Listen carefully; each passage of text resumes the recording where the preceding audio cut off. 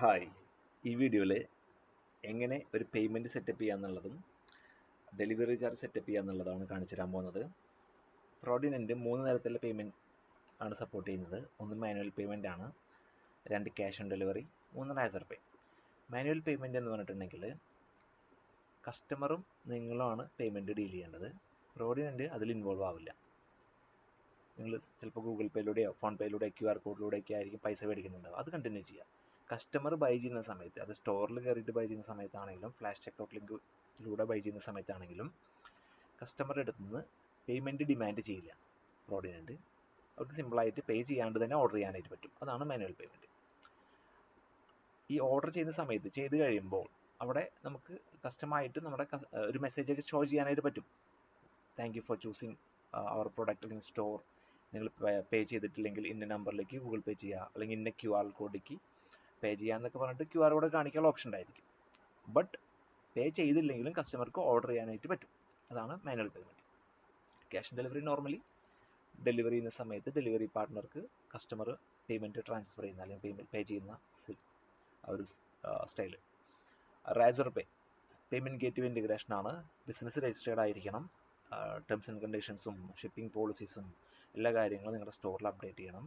അങ്ങനെയാണെങ്കിൽ റാസർ പേക്ക് വേണ്ടി അപ്ലൈ ചെയ്യാം. ഒരു സർട്ടൻ ചാർജസ് ഉണ്ടായിരിക്കും. നോർമലി 2+ GST ആണ് അവരുടെ സർവീസ് ചാർജ്.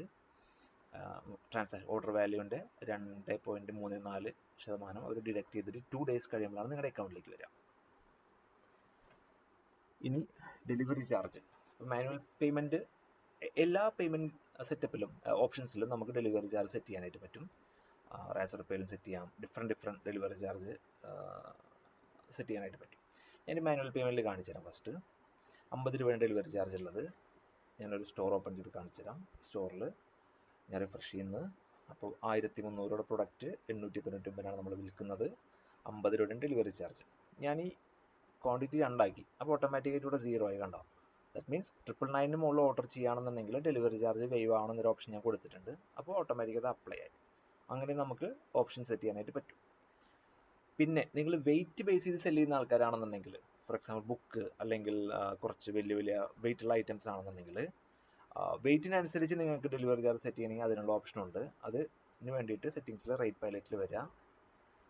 അതിൽ വന്നിട്ടുണ്ടെങ്കിൽ ഈ ഓപ്ഷൻ ഉണ്ട്. ഇവിടെ ഓൺ ആക്കിയിട്ടാൽ വെയിറ്റിൻ്റെ സ്ലാബ് നിങ്ങൾക്ക് തന്നെ സെറ്റ് ചെയ്യാനായിട്ട് പറ്റും. 500 ഗ്രാമിനുള്ളിലാണെങ്കിൽ 42 രൂപ, 1000 ഗ്രാമിനുള്ളിലാണെങ്കിൽ 65 രൂപ. നിങ്ങളുടെ സ്ലാബ് സെറ്റ് ചെയ്യുക, സേവ് ചെയ്യുക. അപ്പോൾ നെക്സ്റ്റ് ടൈം കസ്റ്റമർ വന്നിട്ട് അവർ കാർട്ടിലെ പ്രൊഡക്റ്റ് ആഡ് ചെയ്ത് ചെക്കൗട്ട് ചെയ്യുന്ന സമയത്ത് മൊത്തം ആഡഡ് ആയിട്ടുള്ള പ്രൊഡക്റ്റിൻ്റെ എല്ലാം വെയിറ്റ് നോക്കിയിട്ട് അത് ഏത് സ്ലാബിലാണെന്ന് നോക്കിയിട്ട് അതിനനുസരിച്ച് ഡെലിവറി ചാർജ് സെറ്റ് ചെയ്യും. അതാണ് ഈ സിസ്റ്റം വരുന്നത്. അല്ലെങ്കിൽ ഫ്ലാറ്റ് ആയിട്ട് ഡെലിവറി ചാർജ് നമ്മുടെ പേയ്മെൻറ്റിൽസും സെറ്റ് ചെയ്യാം. പ്രയോറിറ്റി ഇതിനായിരിക്കും കൊടുക്കുക. ഫോർ എക്സാമ്പിൾ ഇത് ഓൺ ആക്കിയിട്ടുണ്ടെങ്കിൽ ഇതനുസരിച്ചാണ് വർക്ക് ചെയ്യുക. റേറ്റ് പൈലറ്റിനനുസരിച്ചാണ് വർക്ക് ചെയ്യുക. റേറ്റ് പൈലറ്റ് ഓഫ് ചെയ്തിട്ടാൽ മാത്രമേ മറ്റേതിന് ഇമ്പോർട്ടൻസ് പോകുള്ളൂ. അപ്പോൾ ഇങ്ങനെയാണ് 3 തരത്തിൽ പേയ്മെൻ്റ് ആണുള്ളത്. അതനുസരിച്ച് നമുക്ക് ഡെലിവറി ചാർജും സെറ്റ് ചെയ്യാനായിട്ട് പറ്റും.